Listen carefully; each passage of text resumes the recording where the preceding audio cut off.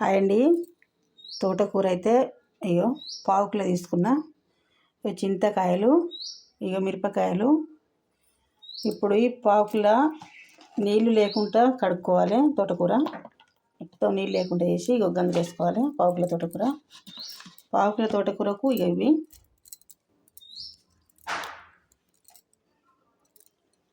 ఇప్పుడు పచ్చిమిరపకాయలు కూడా ఎండనే వేసి తోటకూరలో వేసి ఉడకబెట్టుకోవాలి.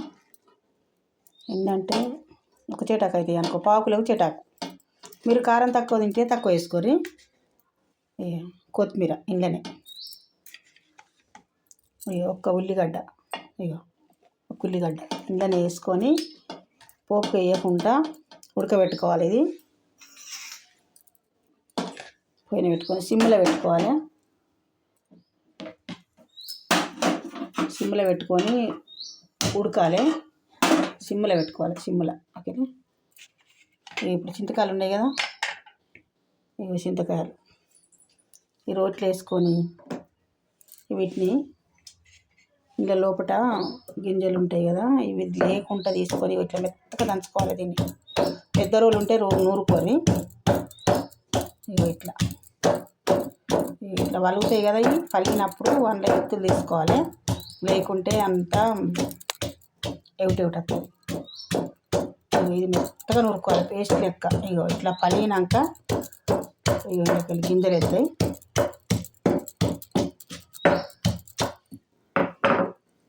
చూసిర్రా, గింజలు ఇట్లా వేసి ఇట్లా తీసుకోవాలి. ఇవన్నీ తీసుకోవాలి, ఇట్లా తీసుకోవాలి. గింజలు తీసుకొని ఇదంతా మెత్తగా నూరుకోవాలి. ఇప్పుడు అవి ఉడుకుతాయి కదా, దాన్ని మూత పెట్టుకొని అవి మంచిగా ఉడకాలి. తోటకూర నీళ్ళు లేకుండా ఉడకాలి. ఉడికినాక అప్పుడు పచ్చిమిరపకాయలు వేరే మళ్ళీ నూరుకోవాలి.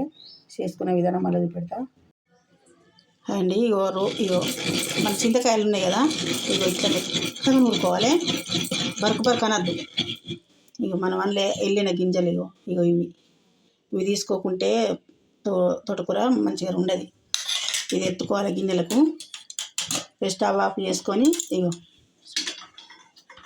తోటకూర అయింది.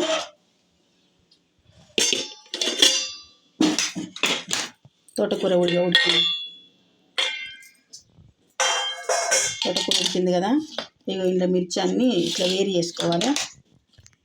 ఇట్లా ఇంట్లో ఉంచదు మిరపకాయలు. తోటకూర సపరేట్ నూరాలి. ఈ మిరపకాయలు మళ్ళీ రోట్లో వేసి నూరాలి. మళ్ళీ మెత్తగా నూరాలి. ఇచ్చుతా ఈ తోటకూర వేరే నూరుకోవాలి, ఈ మిరపకాయలు వేరే నూరుకోవాలి. ఈ చింతకాయ వేరే నూరుకున్నాం కదా, ఇది ఎత్తుకోవాలి. మళ్ళీ ఇది మొత్తం ఎత్తాలి. ఎత్తినాక మళ్ళీ కొంచెం అందులో మిరపకాయలు కొంచెం ఉప్పు వేసుకొని మనం మళ్ళీ మిరపకాయలు నూరుకుందాం. కొంచెం ఉప్పు వేసుకున్నాం కదా, ఉప్పు వేసుకొని మెత్తగా నూరుకోవాలి. మళ్ళీ దీన్ని సపరేట్ నూరుకోవాలి, చింతకాయ సపరేట్ నూరుకోవాలి, తోటకూర సపరేట్ రుద్దుకోవాలి. రుద్ది పెట్టుకున్నాక మళ్ళీ ఇవి మనం కలుపుకునే విధానం మళ్ళీ చూపెడతా.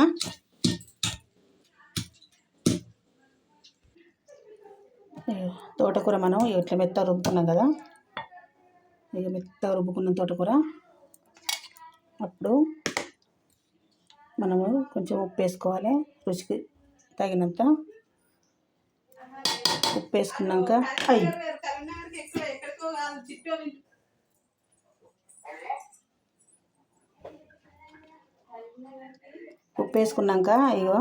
మనం ఇందాక నూరుకున్నాం కారం. చింతపండు పేస్ట్. ఈ టేస్ట్ చూసుకుంటా ఇందులో వేసుకోవాలి. కారం, అందులో ఉడకబెట్టుకున్న కారం. దీనికి ఎంత పడుతుందో అంత చూసి రుబ్బుకుంటా టేస్ట్ చేసుకుంటా మనం ఇప్పుడు రుబ్బుకోవాలి. మంచిగా రుబ్బుకోవాలి.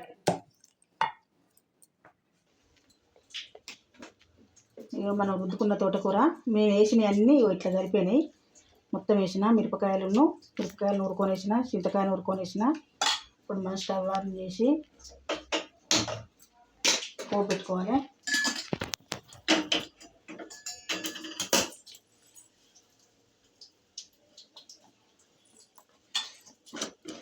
కొంచెం నూనె పోసుకోవాలి. ఇలా ఈ తోటకూరలు మాత్రం టమాటాలు వేసుకోవద్దు, ఇక కొంచెం నూనె పోసుకోవాలి. నూనె పోసుకొని పోపు వేసుకొని కొంచెం కచ్చపెచ్చ దంచుకొని ఒక ఎల్లిపాయ తాలింపు వేసుకోవాలి లాస్ట్కు.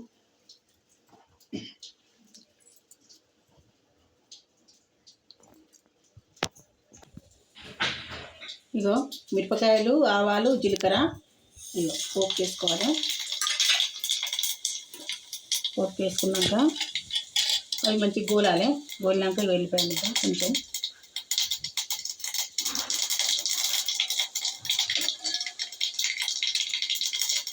గోలాలి మంచిగా గోలినాక ఎల్లిపాయలు తీసుకోవాలి. ఎల్లిపాయలు తీసుకొని పొయ్యి ఉండగానే ఈ తోటకూర వేసుకోవాలి.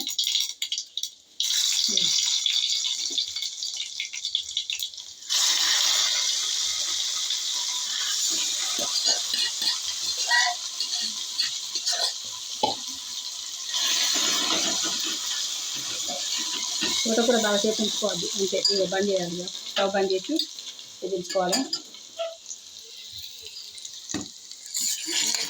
ఇంత టేస్ట్కరమైన తోటకూర రెడీ అయింది. ఒక్కటే తీరు టమాటాలు వేసుకొని ఒక్కటే ఎందుకు అనుకున్నాం, అన్ని తీరు అనుకున్నాం. మునగాయలు ఉంటాయి కదా మనకు, మునగాయలతో ఇట్లా వెరైటీగా చేసిన తోటకూర. ఇళ్ళకు నువ్వుల పచ్చడి చేసుకుంటే మస్తు ఉంటుంది. నువ్వుల పచ్చడి కూడా చూపిస్తా. నచ్చితే లైక్ చేయండి, నలుగురు షేర్ చేయండి.